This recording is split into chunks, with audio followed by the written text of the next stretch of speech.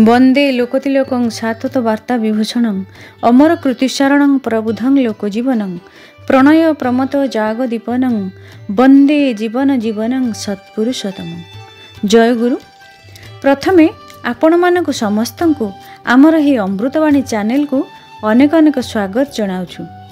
आजिर आलोचनार विषय रखिछि नारी माने 6टी कथा मानि चलिले दाम्पत्य जीवन रे कलह आउ अशांतिर निराकरण करिपारिबे। भिडियोटी अत्यंत गुरुत्वपूर्ण, शेष पर्यंत देखिबा पई मोर आपण मानक समस्त को विनम्र अनुरोध। भिडियोटी देखिबा पूर्वरु आपण जदि एही चैनल रे नुआ अछंती तेबे चैनलटी को सब्सक्राइब करबा को अनुरोध रहिला। संसार रे जेते संपर्क अछि सबु संपर्क मध्यरु स्वामी स्त्री रा संपर्क गोटे नियारा संपर्क। पुरातन जुगरे स्वामी को देवता बोली स्त्री माने मानुथिले आउ सेमानंक सुख दुख रे साथी होई संसार को अत्यंत हस खुशी रे चलाई नेउथिले। किंतु वर्तमान जुगरे आधुनिकतार छापरे सेई मधुर संपर्कर संज्ञाटा बदलिबा को लागिलानी। स्त्रीर स्वामी प्रति भक्ति नहीं कि स्वामीर स्त्री प्रति सम्मान नहीं। तेबे दाम्पत्य जीवन रे अशांति किपरि दूर हेबो आउ संपर्कटा मधुर होई परिबो, सेथिपाई श्री श्री ठाकुर आमको शिखाई दे जाइछंती। गोटिए घटनार उपस्थापन करूछि। परम पूज्यपाद श्री श्री आचार्य देवंको पाखकु स्वामी स्त्री दुई जण आसीछंती।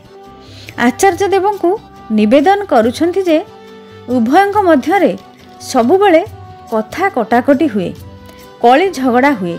स्त्रीटी अभियोग करुछि कि तार परिवार अति दरिद्र अवस्था चलुछि, तांकर पड़ोशी किंतु असत उपाय बहुत टंका रोजगार करी खूब भलरे चलुछंती। ताहा देखि स्त्रीटीर मन बहुत दुख हुए। एई जिनिसटा किंतु आमे भूल करि बसु। आमे अन्यर जिनिस देखि ईर्ष्यारे जली पड़ी जाऊ, अन्यर जिनिस देखि निज मनटा को छोट करिनेउ, संसारटा को छोट करिनेउ, स्वामी को एणु तेणु कही छोट करिदेउ। एटा किंतु मस्त बड़ दोष। सेथिपाई श्री श्री ठाकुर नारीर नीति ग्रंथरे लिखिछंती संतोषरे सुख, बाणी संख्या 17 पृष्ठा संख्या 7। निजर प्रयोजन को न बढ़ाई मान जसर आकांक्षा न करी सेवा तत्पर रही सर्वदा संतुष्ट रहिबाकू चरित्रगत करिनियो। सुख तुमको कौनसी मते त्याग करिबो नाही। तेणु एई जे सुख ताहा कौनसी मते आमको त्याग करिबे नाही। किपरि आमे जदि श्री श्री ठाकुरंकर एही बाणी को चरित्रगत करिनेबा तो प्रत्येक मांकर जीवन रे दुख आउ अफसोस रहिबो नाही। से जहा हेउ माटीर अभियोग शुणी परम पूज्यपाद आचार्य देव कहिले तुमर स्वामी परिश्रम करी जहा रोजगार करती सेथिरे तुमर खुशी रहिबा उचित।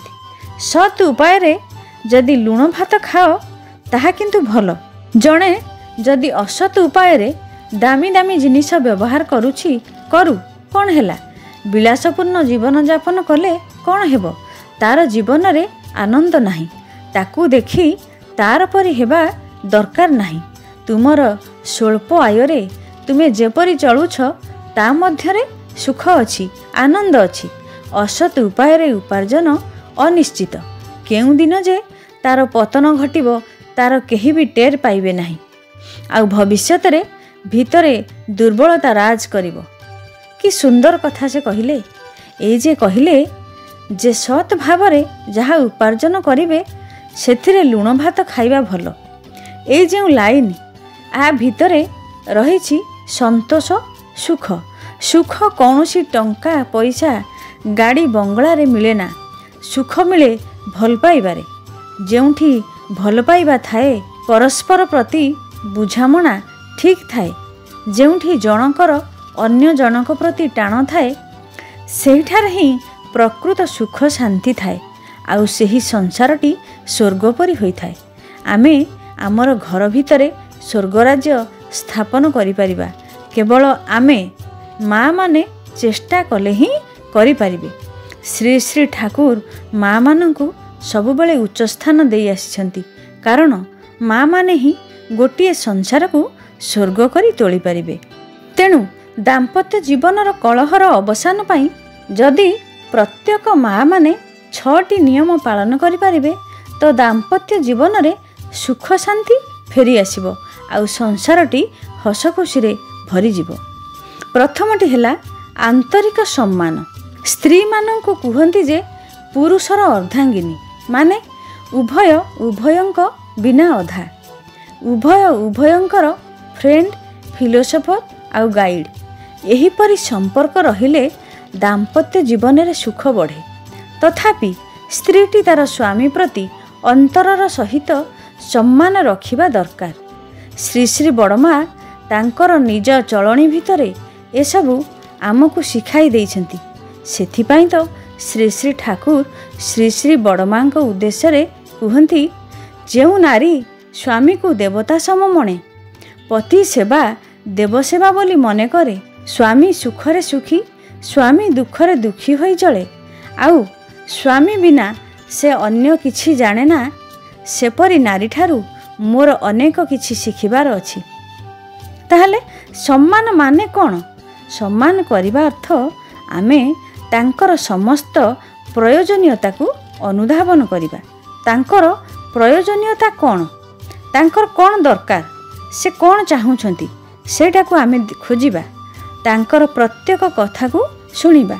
मने करा जाऊ से आमको गोटे कथा कहउछंती, आउ आमे मोबाइल रे मेसेज देखुछे, चैट करूछे, अन्य काम रे एंगेज रहुछे, दरकार समय रे हाँ हाँ ठीक अछि एमिति उत्तर देउछे, जहा को सुनिबा को केही स्वामी भल पांती नाही। तेणु से व्यस्त आउ निराश होई पड़ंती। तेणु स्वामी को कथा सुनिबा हेउछि आमर प्रथम काम। प्रत्येक स्वामी चाहंती तांको स्त्री तांकु हृदयर सम्मान करू, केवल ऊपर देखाणिया नुहे। 2 नंबर, पत्नी को रुचि संपन्न भावे देखिबा। प्रत्येक स्वामी चाहंती तांको पत्नी सबुबले रुचि संपन्न देखा जाऊ।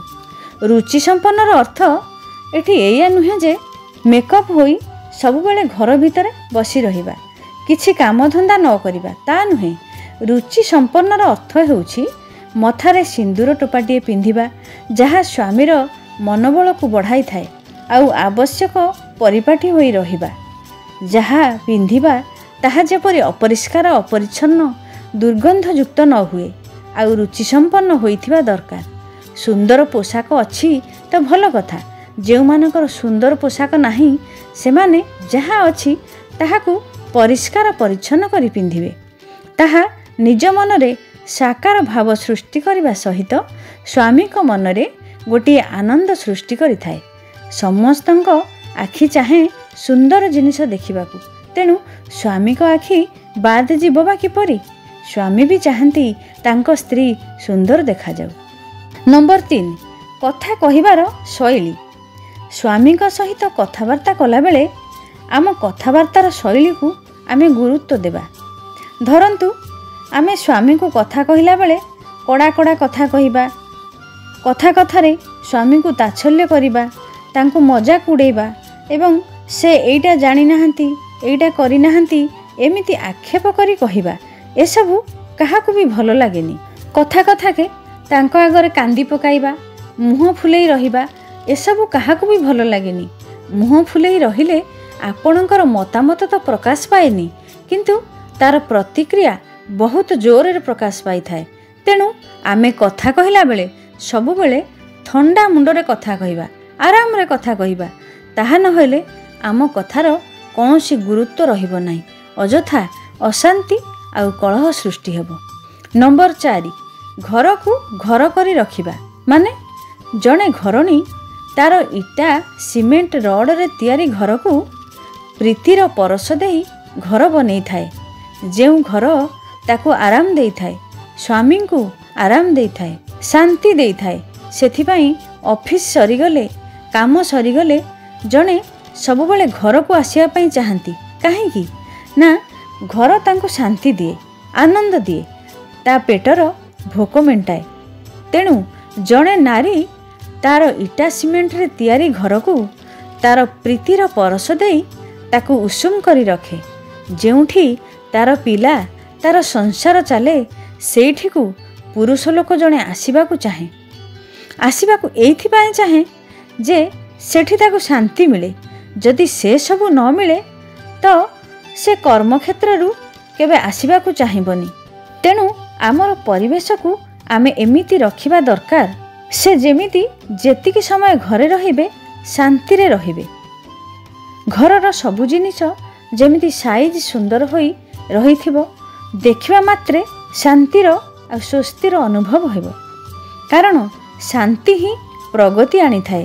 ଯେଉଁଠି ଶାନ୍ତି ନଥାଏ ସେଠି ପ୍ରଗତି ବି ନଥାଏ। ନମ୍ବର 5, ସମସ୍ତଙ୍କ ସହିତ ଉଚିତ ବ୍ୟବହାର। ସ୍ୱାମୀଙ୍କ ବ୍ୟତୀତ ଘରେ ଯେଉଁମାନେ ଅଛନ୍ତି, ଶାଶୁ ଶ୍ୱଶୁର ପ୍ରଭୃତି, ଘରକୁ ଯେଉଁମାନେ ଆସୁଛନ୍ତି, ପ୍ରତ୍ୟେକଙ୍କ ସହିତ ଆମର ବ୍ୟବହାର ଯେପରି ମ୍ୟାଚୁଅର୍ଡ ହେବା ଦରକାର। ପରିବାରକୁ ଆସୁଥିବା ବନ୍ଧୁ ହୁଅନ୍ତୁ ବା ସ୍ୱାମୀଙ୍କର ବନ୍ଧୁ ହୁଅନ୍ତୁ, ପ୍ରତ୍ୟେକଙ୍କ ସହିତ ଅନୁପାତରେ ଚଳି ଶିଖିବାକୁ ହେବ। ସେମାନଙ୍କୁ କିପରି ବ୍ୟବହାର ଦେଖାଇଲେ ସେମାନେ ଆପ୍ୟାୟିତ ହେବେ ସେଇଟା ନଜର ରଖିବାକୁ ହେବ। ପରିସ୍ଥିତି ଯେତେବେଳେ ଯାହା ଥିବ ସେହିପରି ଭାବରେ ଆମେ ସେତେବେଳେ ଚଳିବା। କଥାରେ ଅଛି, ଦୁଃଖେ ଦୟା, ରୋଗେ ସେବା ଏବଂ ଶୋକରେ ସାନ୍ତ୍ୱନା ଛାୟା। ଏସବୁ ଆମ ମନ ଭିତରେ ରଖିବାକୁ ପଡ଼ିବ। ଯଦି କେହି ଦୁଃଖୀ ଲୋକ ଆସୁଛି ତାକୁ ଦୟା ଦେଖାଇବାକୁ ପଡ଼ିବ। ଦୟା ଦେଖାଇବାର ମାନେ ନୁହେଁ ଯେ ଆମ ସଂସାରକୁ ଉପେକ୍ଷା କରି ଆମେ ତାଙ୍କୁ ସବୁ ଦେଇଦେବା। ତେଣୁ ଦୟାର ପରିମାଣ ଯେଉଁଠି ଯେତିକି ହେବ ବା ଆମର ଯେତିକି କ୍ଷମତା ସେଇ ଅନୁସାରେ କରିବା ଆବଶ୍ୟକ। ଶୋକରେ କିଏ ଆସିଛି ତାକୁ ଆମେ ସାନ୍ତ୍ୱନା ଦେବା। ନାରୀ ହିସାବରେ ଯେଉଁଠି ଯେତିକି ଆମର କର୍ତ୍ତବ୍ୟ ଆମେ ସେତିକି କରିପାରିଲେ ଆମ ଘରଟି ସୁନ୍ଦର ହୋଇ ରହିପାରିବ।